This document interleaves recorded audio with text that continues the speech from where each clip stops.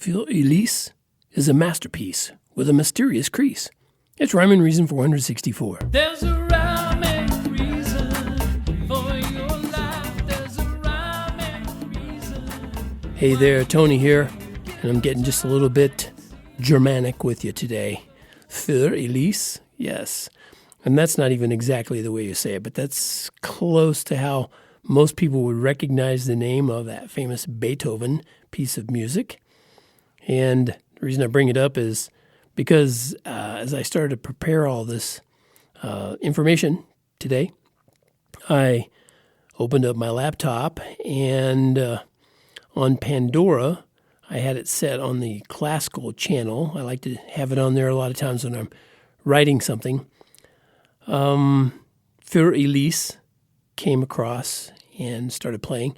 And I just love that piece of music. I just think it's awesome. Of course, I don't think I've kept it a secret that Beethoven is my favorite composer. And this piece of music is an example why.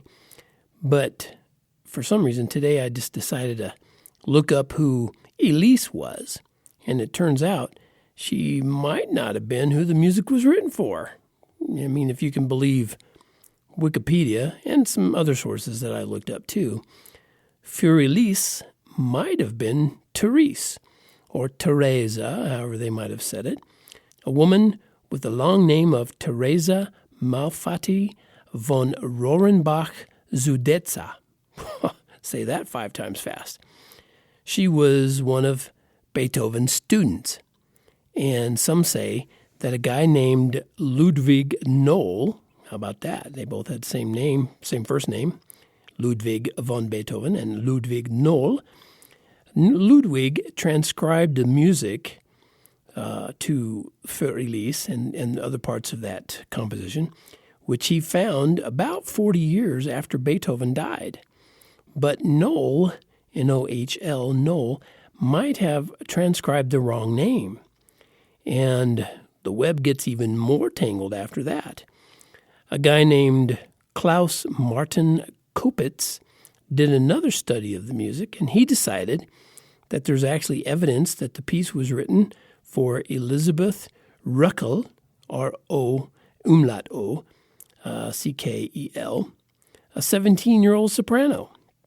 Apparently, a priest called her Elise, but also apparently she called herself Betty. So can you imagine how this beautiful piece of music might have been passed over if it was called FÄ×r Betty? That just doesn't have the same ring to it. Not quite so poetic. Anyway, nothing against Betty. It's just not quite as, I don't know, just doesn't fit the music as much as Elise. And there's yet another idea of who might have been the female in question. And Rita Steblin, a musicologist from Canada, thinks the music might have been dedicated to a child prodigy named Elise Behrensfeld. But as I read the explanation for that, I think it's kind of a stretch, even though the name fits. So how does all this speculation, conjecture, and educated guessing affect the music? Well, the short answer, it doesn't. Not one bit. In fact, I'm going to play a little excerpt of that music, and I'm sure you've heard it before. But enjoy this, and I'll be right back.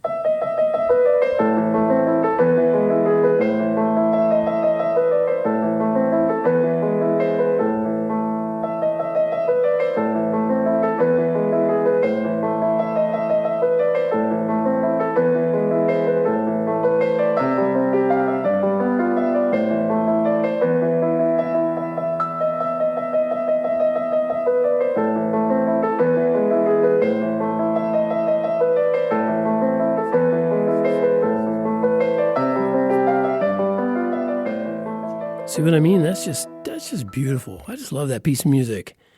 And you ought to check that out on my website.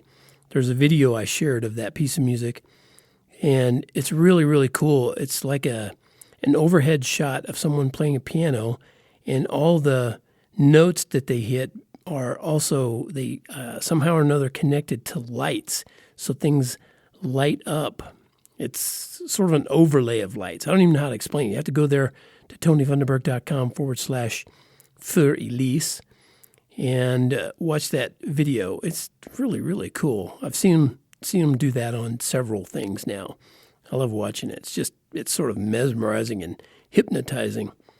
Anyway, like I said, it's a beautiful, timeless piece of music. So no matter who it's for, it's a cool, cool song. It doesn't matter who the music's for. I just hope you enjoy the trip through the musical score. And until next time, this is Tony from Tony Funderburk reminding you that life has rhyme and reason because God made you. There's a